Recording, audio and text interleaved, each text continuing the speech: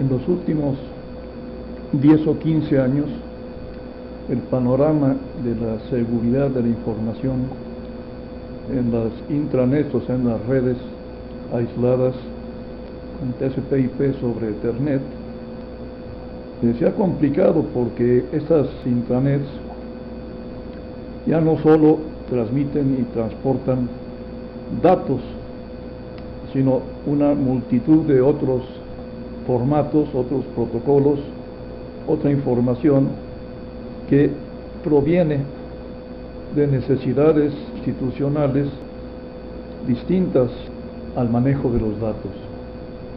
Por ejemplo, tenemos la seguridad física, en donde muchos dispositivos de seguridad física ya están habilitados con tarjetas de red y esa información puede fluir a través de la red de datos. Ustedes dirán, bueno, son datos, sí, pero son datos que hay que tratar de una forma diferente a los datos tradicionales que se manejaban en las empresas. Otro más complicado de los datos tiene que ver con la telefonía digital, la telefonía sobre IP. Hay una gran cantidad de instituciones que emplean internamente telefonía sobre IP para sus comunicaciones, y todo esto circula por los mismos cables, los mismos medios y la misma infraestructura que se usa en la red de datos. Pero quizás lo más grave es que la infraestructura que se usa para estas nuevas aplicaciones es la misma que se usaba antes de que hubiera adiciones, o como se llama hoy en día, hubiera convergencia de aplicaciones sobre las redes de datos. En este módulo vamos a intentar esbozar los problemas que esto trae y necesariamente tendremos que ver algunos detalles de algunos protocolos. Los dispositivos a los que me estoy refiriendo, en el caso de la seguridad física, que es quizás el más antiguo y el más sencillo, son los que aparecen ahí. Hay sensores y alarmas de todos tipos, sistemas de vigilancia ambiental, sistemas de televisión en circuito cerrado, control de acceso electrónico, ¿sí? Todos esos dispositivos que son de uso común en las instituciones hoy en día, anteriormente fluían a través de sus propios medios. Es decir, si se contrataba a un proveedor de dispositivos de control de acceso electrónico, es decir, cerraduras electrónicas que respondían a protocolos de control de acceso, pues estos proveedores llegaban y en cada puerta colocaban su cerradura y tenían que conducir de cada cerradura un cable a un centro de control, un centro de toma de decisiones, que era una computadora, y usaban para este propósito sus protocolos propietarios. Lo mismo pasaba con los sistemas de sensores y alarmas, los sensores de fuego, las alarmas de presencia de humo, los medidores de temperatura. Toda esa información requería de medios de transporte para llegar a centros de control, y esos medios de transporte tenían que ubicarse dentro del edificio de la institución. Entonces, las instituciones estaban llenas de ductos que contenían cables o fibra óptica y daban servicio a este tipo de dispositivos. Eso resultaba extremadamente caro, engorroso y hasta peligroso. Se detectó pues la posibilidad de que todos estos dispositivos que aparecen en esta lista operaran y se comunicaran a sus centros de control a través de los protocolos Ethernet y TCP/IP. De esa manera se eliminaba el plato de espagueti en que se había convertido cada edificio, y sencillamente cada uno de estos dispositivos se conectaba a la red de datos ya existente. Claramente esa red de datos no había sido diseñada para aceptar este tipo de tráfico. Se producen entonces dificultades de calidad de servicio, dificultades operativas, saturación. Hay entonces que cambiar la arquitectura de las redes, aumentar sus recursos, y desafortunadamente ese trabajo recae sobre el personal que se encarga de la red de datos. Aparte de la complejidad de los protocolos añadidos a nuestra red de datos, y porque tenemos que continuar protegiendo la privacidad, la integridad, la confidencialidad, la disponibilidad de todos esos datos, y porque nuestros sistemas de vigilancia requieren de procesos de autenticación y autorización, hay que añadir a nuestra red de datos la capacidad de manejar este tipo de dispositivos. Piensen ustedes, por ejemplo, en el uso de la biometría en los dispositivos que sirven para abrir las puertas, para destrabar las puertas. Entonces tenemos que tener en nuestra estructura de autenticación y autorización la capacidad de manejar biometría. Esos dispositivos de control de acceso físico tienen requerimientos distintos en cuanto a la seguridad de la información que los dispositivos que manejan esencialmente datos empresariales. Una parte importante es que en el control de acceso físico, o más bien en las violaciones al control de acceso físico, se producen delitos, y entonces hay que entender cómo se deben preservar los datos para permitir el trabajo forense y las investigaciones sobre este tipo de crímenes.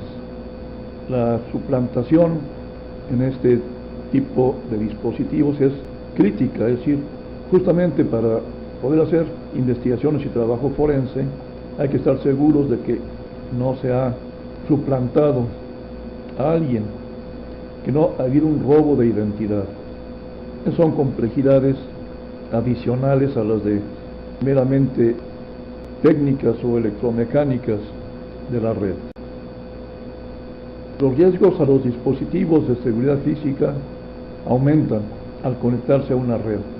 Sabemos que los protocolos TCP/IP son promiscuos y que es relativamente sencillo suplantar las identidades o intervenir, insertar un elemento activo no autorizado, y entonces el control de acceso físico se pierde o se vulnera. Esto puede venir problemas internos dolosos o puede venir de accesos externos dolosos. Entonces, el uso de la red TCP/IP para el manejo de la información de seguridad física permite ataques externos. Los dispositivos de seguridad física se están sofisticando, su diseño es cada vez más complicado y, excepto en casos muy excepcionales, los fabricantes, los diseñadores y fabricantes de este tipo de dispositivos no conocen bien los problemas de la transmisión de información a través de las redes de datos. Entonces, no se diseñan esos dispositivos y sus señales para ser robustas en el contexto de la seguridad de la información. Y luego, cuando llega el proveedor y empieza a instalar estos dispositivos que ya están habilitados para conectarse a la red TCP/IP, muchas veces el proveedor realiza la instalación y realiza la conexión sin avisar a los responsables de la seguridad de la información. Finalmente, hay estándares distintos para los dispositivos de seguridad física y de seguridad de la información, y la información para llevar a cabo auditorías también es diferente. Los dispositivos de seguridad física que antes se basaban en cableados dedicados entre las componentes, al conectarse a una red TCP/IP corren un riesgo muy importante, que es los ataques de denegación de servicio. Si algún usuario de la intranet malicioso decide atacar y generar una denegación de servicio del servidor de autorización del funcionamiento de las puertas, pues puede dejarse las puertas paralizadas en el estado en que se encuentran, algunas cerradas, otras abiertas, y entonces se abre un camino a la violación de la seguridad física de la institución. Además, esos datos de control de los dispositivos de seguridad física que circulan por la red pueden ser capturados y exportados dolosamente. Estos datos exportados se pueden entonces analizar fuera de línea para encontrar vulnerabilidades que permitan atacar la red, atacar a la institución en cuanto a su seguridad física. Otro problema adicional de la convergencia de la seguridad física y la seguridad de la información tiene que ver con el establecimiento de planes de continuidad de operación y planes de contingencias, porque los dispositivos de seguridad física son en realidad sistemas críticos locales. Entonces esto complica mucho los planes de continuidad y de contingencias. Hay que manejar bitácoras lo más ricas que sea posible y analizarlas en su conjunto, sincronizar lo que sucede en todos los dispositivos de seguridad física para encontrar patrones de comportamiento. Y tenemos también que capacitar al personal en general, no solo al personal que maneja computadoras, en las complejidades de estos dispositivos y de su uso. Cuando una institución decide llevar a cabo la convergencia de los sistemas de seguridad, se establece o se arranca o se detona un problema que podríamos llamar político, un problema, pues quizás no político, sino cultural. El lenguaje, en la forma de pensar de los especialistas en seguridad física, es muy distinta a aquellos que usan las gentes dedicadas a la seguridad de la información. No hay experiencia todavía en el desarrollo de políticas comunes. Entonces, tenemos dos comunidades de intereses igualmente importantes para la empresa que no tienen forma fácil de comunicarse claramente. Hay que considerar también que la convergencia se puede dar a diferentes niveles. Por ejemplo, se puede conformar la institución con sistemas con independencia operativa, pero que intercambien datos, intercambien metadatos para tener una visión de lo que está pasando en la red, en donde ahora ya circulan datos de seguridad física y datos administrativos. Podemos buscar también algo un poquito más íntimo, que sería la integración. Se mantiene la independencia operativa, se paga el precio de cierta interdependencia, y esto se logra compartiendo o reusando algunas de las componentes de la red de datos. Finalmente, se puede concebir una red en donde la convergencia sea total y que todas las operaciones y el proceso de la información se diseñen y controlen conjuntamente.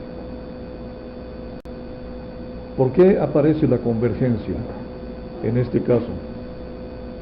Esencialmente es un problema de eficiencia, de la presión para reducir costos y simplificar el flujo de los datos.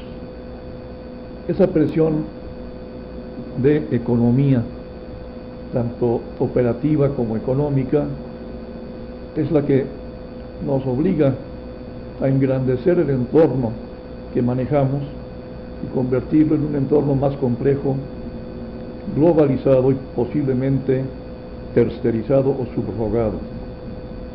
En este modo de operar, el valor empieza a transmitirse directamente a los intangibles, y los intangibles, los activos, ya no tienen materialización física.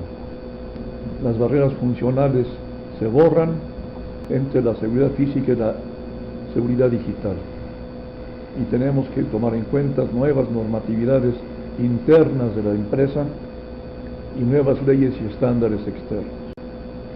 Si analizamos los dos mundos de seguridad física por una parte y de seguridad informática, nos damos cuenta que no todas las funciones de seguridad física y no todas las funciones de seguridad informática van a interactuar de alguna manera. Es decir, va a haber una zona de convergencia en donde se manejen los datos de seguridad informática y los datos de seguridad física. Por ejemplo, el establecimiento, organización y supervisión de los rondines de vigilancia puede que no caiga dentro de la seguridad convergente, como tampoco la seguridad de las bases de datos cae dentro de la seguridad convergente. Otro efecto importante de la convergencia de la información, particularmente de la seguridad física y la seguridad informática, es que hay una administración especializada en la seguridad física y tiene normas y buenas prácticas de manejo de tarjetas, de dispositivos, de bitácoras, de qué hacer en casos de emergencia. El mundo separado de la seguridad informática, que tiene que ver con contrafuegos, antivirus, detección de intrusos y control de acceso, es otro mundo separado. Y luego hay también el mundo de la administración de la seguridad corporativa, que tiene que ver con políticas, con investigaciones, con la supervisión del personal, con las auditorías. Esto también formaba parte de un mundo separado, aunque quizás menos que los otros dos. Al hacerse la convergencia de la seguridad física con la seguridad de la información, esas especialidades dentro de la empresa tienen que subir de nivel. Y entonces, dentro de la capa de la más alta administración de la empresa, donde se manejan las políticas, la administración de activos, la respuesta de incidentes, la continuidad de operaciones, hay que insertar especialistas en cada uno de estos. Y probablemente haya que añadir a esta capa de la administración lo que se ha dado en llamar el oficial corporativo de seguridad, en inglés el Chief Security Officer, que es el que supervisa todos estos mundos distintos de la seguridad. Hasta 2008, que es la última estudio que he podido localizar al respecto, en Europa y América del Norte, el gasto que se ha hecho en proyectos de convergencia de estos dos tipos de seguridad ha tenido estos costos en millones de dólares. Vean ustedes que de 19 millones pasamos a 86 millones nada más en proyectos grandes. Si estamos uniendo la seguridad física con la seguridad lógica en control de acceso, los proyectos van de 50 millones a 1.600 millones de dólares. Otros proyectos menores tienen un aumento relativamente menos impactante, pero el gran aumento viene en el sector público, de 400 millones de dólares a 8.000 millones de dólares, factor de 20. Pero esto se debe principalmente a que los sistemas de control de fronteras, nuestro control de inmigración, ya se han vertido sobre la red de datos de seguridad de cada país. Pues vean ustedes que para el 2008 los gastos en proyectos, solo en la concepción y organización de los proyectos de convergencia, ya ascendía a 11.000 millones de dólares. Posiblemente hoy en día ya estemos en los 60.000 millones de dólares.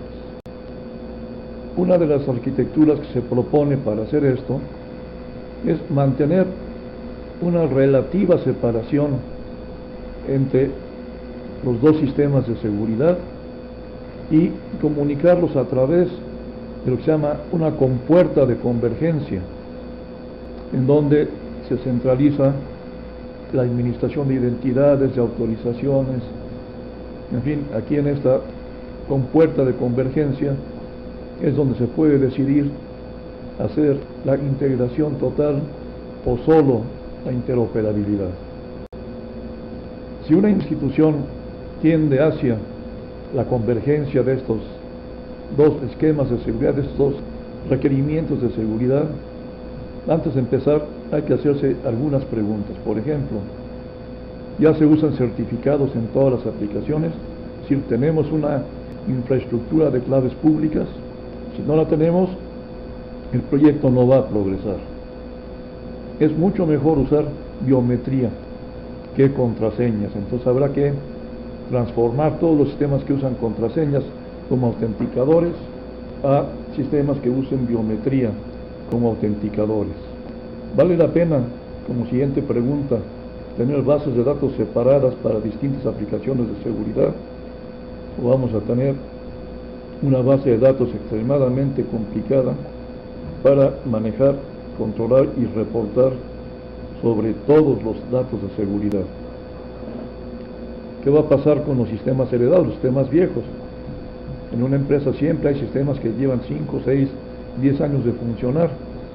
Entonces, eso los vamos a sustituir, los vamos a transformar. Tenemos que pensar en esas eventualidades. Y finalmente tenemos que desarrollar una normatividad interna que sea consistente con la legislación externa en campos tremendamente distintos. Por ejemplo, se puede presentar algún tipo de conflicto entre la legislación de protección de la privacidad de los datos personales y los códigos penales, donde se tiene que identificar con nombre y apellido a las personas. Además de la convergencia de la seguridad física, también se ha dado, en algunos casos, el considerar que debe conectarse los sistemas de supervisión, de adquisición de datos y control, llamados sistemas SCADA, a la red TCP/IP.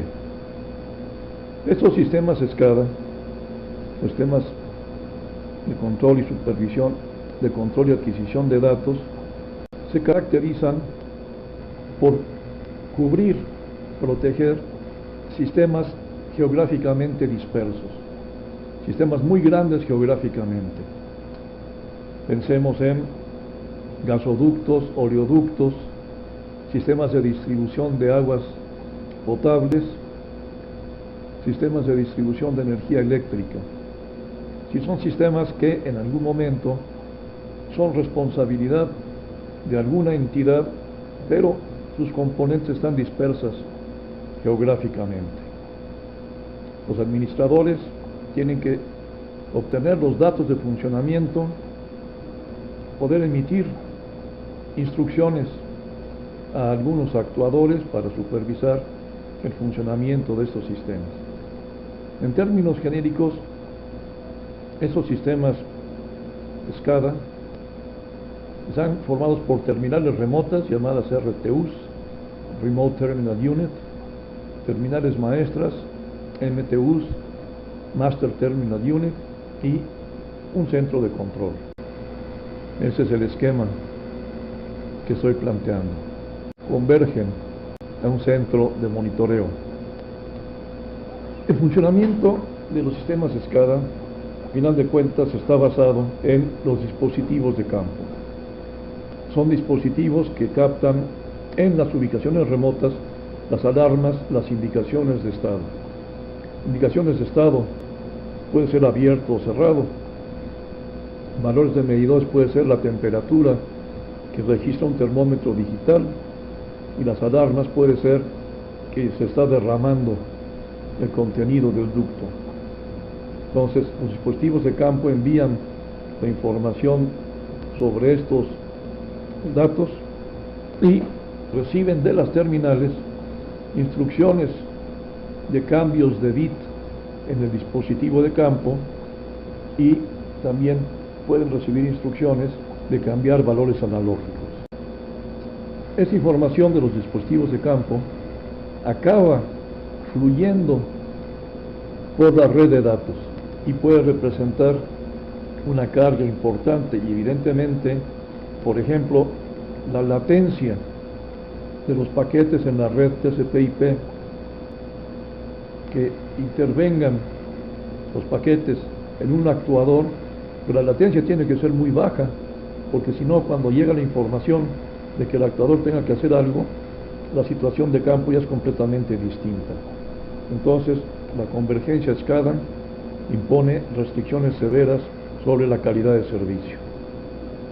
La comunicación entre las componentes de un sistema SCADA puede ser vía teléfono, si es que existe una comunicación telefónica en las ubicaciones de todos los RTUs,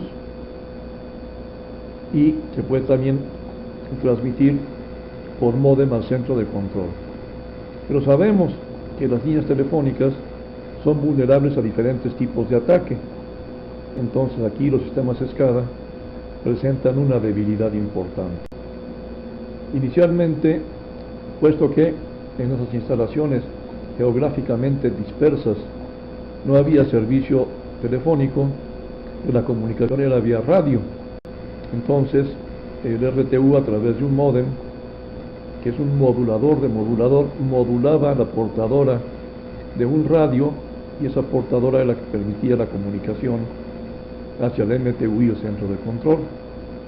Sabemos también que las ondas electromagnéticas son susceptibles de una diversidad de ataques, entonces eso no es un sistema demasiado seguro. Finalmente se desarrollaron sistemas SCADA en donde cada uno de los RTUs y el MTU mismo están provistos de una tarjeta de red y se pueden comunicar a través de la red TCP/IP.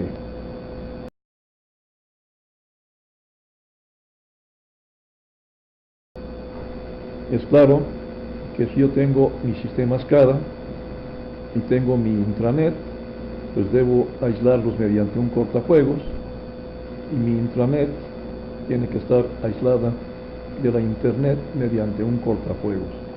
Sin embargo, sabemos que es frecuente que los cortafuegos estén mal administrados, es decir, que las políticas implementadas en los cortafuegos no sean las adecuadas. Eso sucede, como ustedes ya saben, cuando la postura del cortafuegos es promiscua en lugar de ser paranoica. Entonces, si tenemos problemas de penetración en los cortafuegos, estamos abriendo una trayectoria entre Internet hasta el sistema SCADA, y entonces se expone a los ductos, por ejemplo, a ataques externos. Esto ha sido una de las grandes preocupaciones del gobierno norteamericano. En Estados Unidos, por ejemplo, la distribución de energía eléctrica no se hace como en México, en donde tenemos un monopolio estatal que es Comisión Federal de Electricidad, sino que en Estados Unidos hay una gran diversidad de fabricantes de energía eléctrica, de generadores de energía eléctrica, y la energía eléctrica que producen estas empresas se compra y se vende según las necesidades de uso. Entonces, aquí es absolutamente necesario que los sistemas SCADA se puedan comunicar a través de Internet. Pero esa comunicación, cuando se hace mal, como les digo, abre un canal de ataque hacia el sistema SCADA. Y ha habido en Estados Unidos grandes apagones, como uno que hubo en el sureste de Estados Unidos, que cubrió 3 o 4 estados, empezando con Luisiana, que estuvieron apagados 3 días, y llegaron a la conclusión de que había sido un ataque externo a los sistemas de control, de intercambio de energía entre diferentes proveedores. Es nada más un ejemplo de lo riesgoso que es hacer este tipo de conexión, este tipo de convergencia sin tener cuidado. Es tan grave la cosa que Estados Unidos creó un laboratorio nacional para la prueba de los sistemas SCADA. Es lo que se llama una cama de pruebas, un testbed.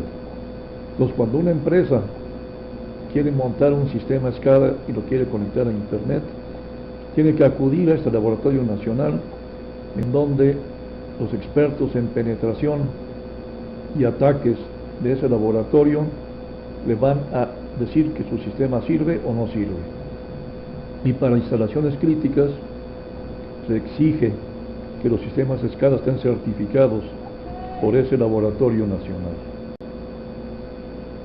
Otro sistema de información que ha empezado recientemente a fluir a través de las redes que fueron diseñadas para el manejo de datos administrativos, nuestras viejas redes TCP/IP sobre Ethernet, son las que permiten administrar lo que se llaman edificios automatizados. Estos edificios tienen un control muy fluido, muy abierto del medio ambiente. Por ejemplo, en algunas oficinas que tienen cubículos, el habitante de cada cubículo puede regular las luces, la ventilación y el acceso a su cubículo. Es decir, ya todo el medio ambiente en estos edificios automatizados es controlable, es manipulable. Los edificios automatizados también tienen diversos dispositivos de seguridad física, como puede ser detectores de movimientos, circuitos cerrados de televisión, detectores de incendios e inundaciones. La infraestructura básica de un edificio automatizado, como puede ser la recepción y generación de electricidad, o el funcionamiento de maquinaria, o el funcionamiento de voz, también forman parte de esta estructura básica y deben converger dentro de un edificio automatizado. Por ejemplo, el Cisco fabrica un dispositivo que se llama Network Building Mediator, o sea, el intermediario entre el edificio y la red, que permite a los usuarios individuales controlar sus entornos remotamente. Eso es bastante difícil y ya se han presentado problemas de seguridad. Cisco ha anunciado vulnerabilidades muy serias en este dispositivo que interconecta todas las funciones vitales de un edificio. Aquí tenemos la concepción del intermediador o el intermediario entre la red de datos y el edificio. Entonces tenemos acá los diferentes mediadores de datos de las diferentes sucursales o pisos de un edificio. Podemos tener un portal de intermediación, debemos tener un centro de operación de la red de datos y tenemos las aplicaciones administrativas normales. Podemos tener un sistema de vigilancia de las computadoras personales, puede haber sistemas automatizados de detección de fallas y problemas, de reporte de errores, y muy pronto se añadirán a estos servicios los servicios de red. Vean ustedes que el entorno se complica muchísimo cuando se hace esta convergencia.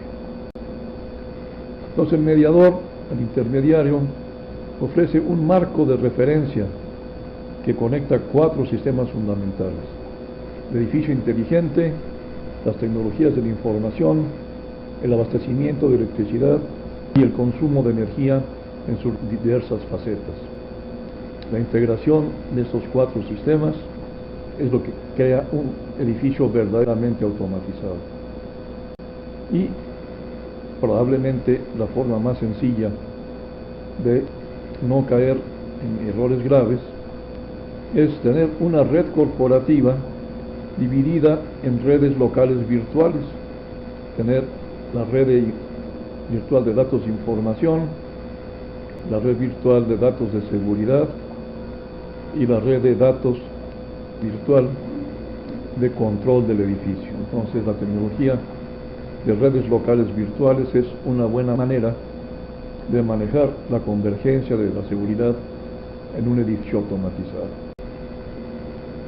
Esto sencillamente nos da más detalles sobre qué podría estar en la red local virtual de seguridad: detectores de fuego, CCTV, detectores de movimiento, etc. Esto también nos lleva a el proceso de que la seguridad de este tipo de instalaciones ya debe ser supervisada por administradores de alto nivel. Entonces el director de seguridad informática tiene que estar supervisando a los sistemas de seguridad física, a los sistemas de seguridad empresarial, la seguridad de los sistemas SCADA y la seguridad de los edificios inteligentes. Otro aspecto importante y grave de la convergencia de la seguridad tiene que ver la telefonía sobre IP, o sea, el manejo de voz en una aplicación telefónica sobre una red de datos. Esto hay que entenderlo de la siguiente manera. Nosotros somos entes analógicos, es decir, cuando hablamos por teléfono estamos emitiendo una señal analógica, una onda de compresión en el aire que nos rodea. Eso tiene que ser capturado por un convertidor analógico digital, luego tiene que pasar por un proceso de compresión de datos, puesto que el lenguaje humano es altamente redundante. Entonces hay que hacer una compresión para eliminar la redundancia. Luego estos datos comprimidos tienen que pasar por el convertidor de protocolos de telefonía a la red de datos y empaquetar la información que se ha logrado en el protocolo UDP. La voz no admite solicitudes de retransmisión de información, no podrían servir para nada. Entonces toda la información se tiene que poner en paquetes UDP. Estos salen a internet o a la intranet y cuando son capturados después de haber sido apropiadamente ruteados o encaminados a una terminal de otro usuario, hay que hacer el proceso inverso, es decir, llegar a convertir estos bits que están llegando acá a una señal analógica que se puede escuchar. Este es el proceso que sucede en el teléfono, como ya hemos visto. Hay dos tipos de aparatos, genéricamente hablando, que son los teléfonos duros y los teléfonos blandos. Los teléfonos duros son específicamente fabricados para telefonía sobre IP y ya contienen todo lo necesario para hacer la compresión, la conversión y el empaquetamiento de los datos. Los teléfonos blandos, por otra parte, son programas que se ejecutan en una computadora personal que tenga un micrófono y el programa es el que hace el trabajo de conversión, compresión, inyección en paquetes. Entonces, esta es la función de los teléfonos duros y la función de los teléfonos blandos. Y todos esos teléfonos se pueden comunicar entre sí a través de internet o de intranet. Tenemos que tener una red telefónica que es un proveedor de servicios como puede ser Telmex, que nos ofrece un sistema telefónico público conmutado. Eso es lo tradicional y lo normal. Pero cada una de estas redes telefónicas digitales tiene que tener una compuerta, un convertidor de los paquetes TCP/IP, o más bien UDP, al protocolo llamado SS7, que es el que se emplea en el sistema telefónico público conmutado. Este es un video que les explicará algunas de las vulnerabilidades de los sistemas de voz sobre IP. La seguridad de este tipo de sistemas se basa en la preparación. Hay que planear los enlaces telefónicos tomando en cuenta los enlazos de datos que ya existen. Se mezclan en este diseño de las redes de datos con voz conceptos que provienen de diversas disciplinas. Es necesario entonces adentrarse un poco en los protocolos y buenas prácticas del manejo de voz sobre IP. Los retos, los objetivos son proteger la confidencialidad de lo que dicen las gentes, o sea, proteger lo que dicen las personas, proteger las identidades y ubicaciones de los interlocutores, es decir, evitar que sea posible hacer análisis de tráfico por captura de los paquetes en la red, y hay que prestar el servicio sin molestar a los usuarios, es decir, tenemos que garantizar la disponibilidad y la calidad del servicio que vamos a dar de telefonía. Recuerden ustedes los graves peligros del análisis de tráfico. Aquí el que puede causar daños es un usuario interno doloso que empieza a capturar todos los paquetes que circulan por la red a la que él tiene acceso y tenga los conocimientos necesarios para hacer un análisis de redes sociales.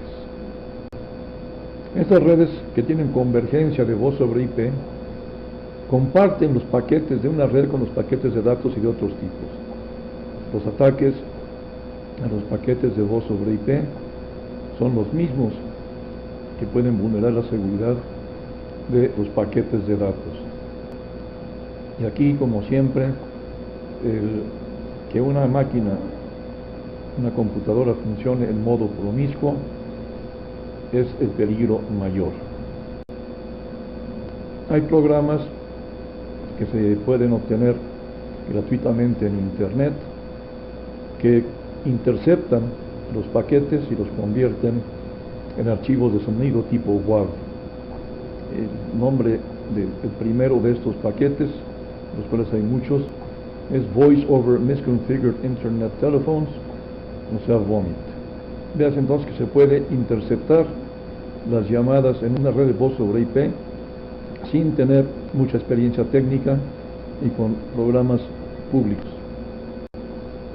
Los factores críticos de falla de los sistemas de voz sobre IP son interrupción del servicio, obviamente, la pérdida de paquetes porque se pierden paquetes y las conversaciones no son fluidas, se interrumpen, brincan. El retraso en la entrega de los paquetes hace que las conversaciones sean sumamente molestas y muchas veces inútiles.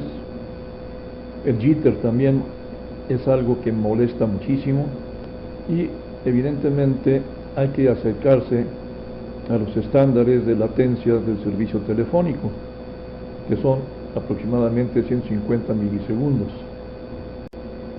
Hay en los sistemas telefónicos una entidad central que es la responsable del diseño, implementación y vigilancia del servicio telefónico. Voz sobre IP se caracteriza por la posibilidad, si es que no se evita, de que muchos programadores desarrollen aplicaciones de voz en forma independiente, sin conocimiento de la entidad central que es responsable por el servicio. Entonces se pueden cambiar las configuraciones de los teléfonos, se pueden poner a funcionar nuevos sistemas telefónicos. Esto genera errores de configuración, errores de diseño y se abre la puerta a muchas vulnerabilidades. Los vectores de ataque son los protocolos de transporte, los propios dispositivos, las compuertas, las muchas aplicaciones que hay de voz sobre IP, los sistemas operativos que soporten los programas de voz sobre IP. Como sabemos que la voz que se digitaliza se distorsiona, perdemos una de las grandes ventajas de la telefonía analógica, y es la capacidad de nuestro oído y nuestro cerebro de reconocer a nuestro interlocutor por su voz. Esto es crucial para poder usar un sistema telefónico a su plenitud. Si no tenemos eso, entonces tenemos que buscar la confirmación de identidades para saber con quién estamos hablando, o sea que el originador y el destinatario de la llamada tengan garantía de quién es el interlocutor. Aquí hay que emplear control de acceso basado en roles o en perfiles. Sabemos que al mejorar la seguridad podemos bajar la calidad de servicio, puesto que estamos añadiendo tráfico, estamos añadiendo retrasos, estamos exponiendo nuestra red a gusanos, virus y otros programas maliciosos. Podemos tener problemas con los cortafuegos, pues los cortafuegos necesariamente retrasan el flujo porque tienen que revisar cada paquete. Las compuertas también consumen recursos. Entonces, el tratar de exagerar en la seguridad de un sistema telefónico va en contra de la calidad del servicio de ese sistema telefónico. Casi todos los ataques son de tipo internos, es decir, provienen de algún teléfono que está ubicado en el segmento de la red, el segmento confiable de la red. Frecuentemente se deben a la instalación de programas no autorizados, programas inadecuados de manejo de mensajes instantáneos. Entonces la única defensa es un análisis frecuente, si es que no permanente, del funcionamiento de los paquetes y detección de los paquetes de los protocolos que nos pueden causar más problemas. En algún lugar de una red que funcione dando servicio de voz sobre IP, tiene que haber un registro central que contiene la información sobre el uso del sistema para poder facturar o para poder por lo menos emitir reportes de uso. En este registro llamado Call Detail Record, registro de detalles de llamadas, está la información de quién habló con quién otro y cuánto duró la conversación. Un ataque al registro de detalle de llamadas es un ataque que abre a toda la red a análisis de redes sociales y a pérdida de la privacidad. La propuesta para tener un sistema telefónico seguro es emplear el protocolo que se llama VoIPsec, o sea, voz sobre IP seguro. Está propuesto en el RFC 2705 e indica la conveniencia de usar IPsec para proteger los mensajes. IPsec también nos permite, por el mismo precio, establecer claves de sesión para cifrado y también permitirá en el futuro cifrar los paquetes que circulen por la red telefónica conmutada. Todos los elementos de la red de datos que manejen los paquetes, que forman esa red segura, tienen que implementar IPsec, lo cual puede ser extremadamente complicado. No olvidarse de los encaminadores y cortafuegos. Los paquetes de voz sobre IP seguros aumentan su tamaño, aumenta pues la latencia de los paquetes y provoca otra vez una disminución de la calidad del servicio. Recuerden ustedes que IPsec puede funcionar en modo de transporte y en modo de túnel, y la recomendación es usar IPsec en el modo de túnel. En el modo de transporte la intercepción es relativamente fácil y se puede hacer análisis de tráfico, lo cual sabemos que es peligroso. En el modo de túnel se oculta completamente la información que sirve para el análisis de tráfico. Fred Zimmermann, que fue el que inventó PGP, acaba de liberar un sistema de protección criptográfica de llamadas telefónicas que se puede implementar en el punto final, es decir, tal como PGP, el usuario de ese sistema que se llama ZRTP lo instala en su teléfono blando y entonces puede cifrar toda su conversación y proteger toda su conversación siempre y cuando sus corresponsales, sus interlocutores, también usen ZRTP. Se usa un mecanismo de Diffie-Hellman para establecer una clave de sesión y es independiente el uso de ZRTP del protocolo de transporte que se use para la telefonía. No depende de la capa de señalamiento porque usa el intercambio de claves usando el flujo de RTP. No se necesita una PKI, pero sí se necesita que cada usuario tenga su llavero. Las claves que se usan son efímeras, es decir, son de usar y tirar. Esta aplicación de Zimmermann, ZRTP, protege lo que dicen las personas, protege las identidades y ubicaciones de los interlocutores, resuelve los problemas de confidencialidad, integridad, autenticidad y tiene la gran ventaja de que se puede incorporar a IP versión 6, puesto que IPsec es un pedazo de IP versión 6. De esta manera se puede mejorar mucho la calidad en el servicio. Recientemente, es decir, en los últimos 5, 6, 7 años, ha empezado a aparecer el problema de la convergencia de la seguridad de los procesos industriales. Recuerden ustedes que en las fábricas, en los talleres, pues cada máquina, cada torno, cada fresadora, cada embotelladora estaba manejada por una persona que era experta en el uso de esa herramienta. Eso era evidentemente caro. A medida que los sueldos de los operadores técnicos iba subiendo, pues se hacía más difícil pagarles. Entonces empezaron a inventar y fabricar herramientas automatizadas como tornos automáticos, programables, fresadoras, líneas de embotellamiento, todas ellas programables. Finalmente se llegó a la conclusión de que convenía que toda la información de una planta industrial llegara a un centro de control que se le llamó el historiador de la red industrial, y que ese historiador se comunicara con la red TCP/IP. Esto dio origen a muchos ataques, una gran debilidad que es igualmente peligrosa que los ataques SCADA, porque puede dañar el funcionamiento de una planta industrial grande. Y encontré esta descripción de una red de este tipo.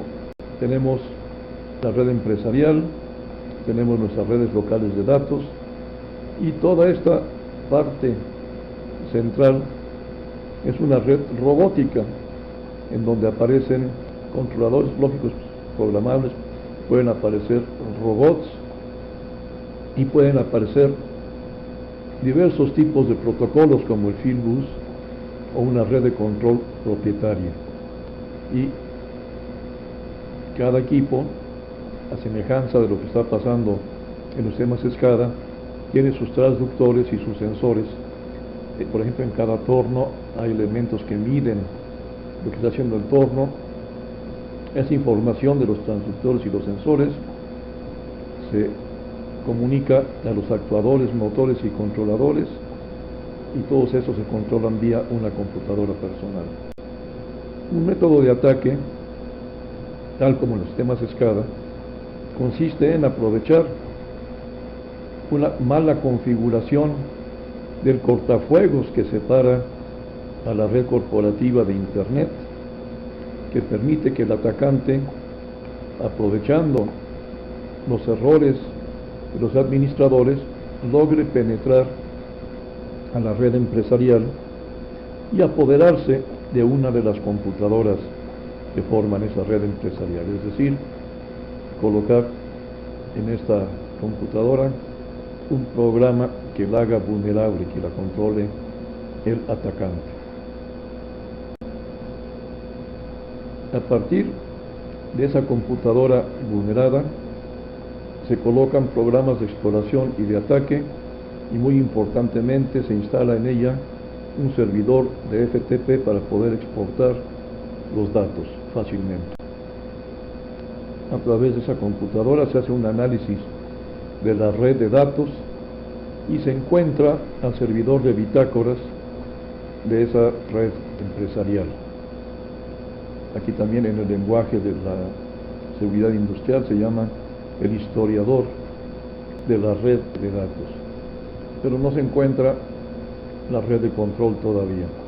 Analizando el problema, la solución que le dan los atacantes es paralizar, desactivar al historiador de la red de datos y sustituirla por la computadora infectada. Es decir, hay una suplantación del historiador de la red de datos. Y entonces sí, ese historiador tiene que comunicarse necesariamente con el historiador de la red industrial, porque si no, no se podrían comunicar los datos de la red industrial. Esos se comunican de historiador a historiador. Y una vez que se ha hecho eso, aprovechando un segundo cortafuegos mal configurado, se puede lanzar un ataque directamente y instalar en el historiador software malicioso que sirve como plataforma de los ataques siguientes. Ese historiador analiza la red de control industrial, se descubre al controlador principal, se explota alguna debilidad del sistema operativo del controlador principal y se le deshabilita y se le sustituye por otro y se empiezan a enviar instrucciones maliciosas a los controladores lógicos programables. Entonces, al igual que en los temas SCADA, la problemática radica en los cortafuegos mal configurados. Por eso, la gran importancia de adoptar una postura paranoica al configurar cortafuegos. Otra precaución que es muy popular, sobre todo en Europa, es tener una diversidad genética dentro de nuestra red empresarial. Es decir, si todas las máquinas están usando Windows XP, la versión quién sabe qué, con el Service Pack quién sabe cuánto, las infecciones y los problemas se propagan con mucha más facilidad y rapidez y se hacen mucho más atractivos. Sin embargo, si las aplicaciones, ya puede ser la aplicación industrial, la aplicación SCADA, la aplicación de bases de datos, radican en sistemas operativos diferentes, el ataque a uno de ellos no implica necesariamente un ataque a todos los demás. Entonces, cuando se está diseñando una red que sabemos que va a ser convergente, es considerablemente importante el pensar en la diversidad genética de la red. Las redes que se interconectan, por ejemplo, las redes de distribución de energía eléctrica, estoy hablando de redes de datos, energía eléctrica, y las redes de distribución física de energía eléctrica que se interconectan son vulnerables debido a la propia interconexión, a la conectividad. Esto puede llevar a fallas catastróficas. No se tiene un modelo sólido de comportamiento de dos redes que tienen cada una de ellas pocas ramas pero muchas hojas. Una falla aleatoria puede deshabitar una hoja y esta falla de la hoja se puede propagar por toda la red. Hay la posibilidad de un efecto cascada. Si se daña un nodo en una de las redes, se puede provocar fallas en los nodos de las otras. En 2003, en Italia, se dieron una sucesión de fallas eléctricas de la red de distribución que estaba conectada a la red de datos. Y este efecto se pudo reunir suficiente información y se pudo modelar matemáticamente con éxito. Entonces aquí una falla de la red eléctrica que aparece aquí en el mapa produce una falla en los nodos de internet. Esta falla en los nodos de internet se propaga y esta propagación causa un gran ataque, si quieren ustedes, una gran colección de fallas de los nodos físicos de la red de distribución de energía eléctrica.